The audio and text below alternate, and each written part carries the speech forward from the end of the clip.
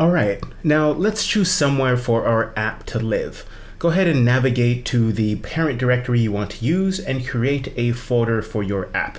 Name it whatever you like. I'm naming mine app.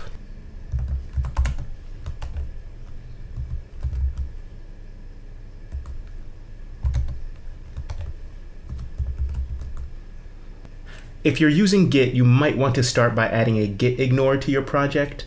I don't need one here, but if you're going to be committing to GitHub, it might be useful. If you're just coding locally, it's probably not necessary. All right, now in your empty directory, let's create the first file, and it'll be the main file for the app. Let's call it index.js. All right, now we see that we have created it here, and it is just totally empty. This is the file we're going to call when we invoke the application. To show how this works, let's add a console log for hello world within that file and nothing else.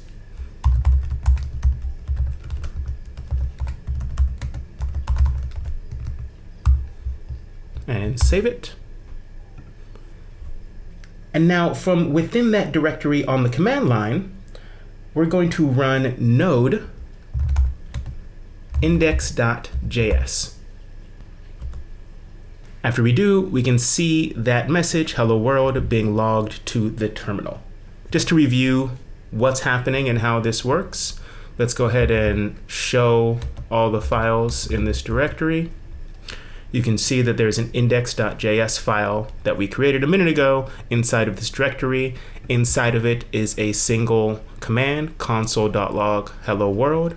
We ran the command node index.js that called the node application and passed it the name of this script, index.js. Node read in this file, sent the commands down to V8, V8 processed it, the console ended up logging out the message. And then there was nothing left for Node's event loop to do, so it exited. All right, now go ahead and get rid of this line, and we are going to start building the real application.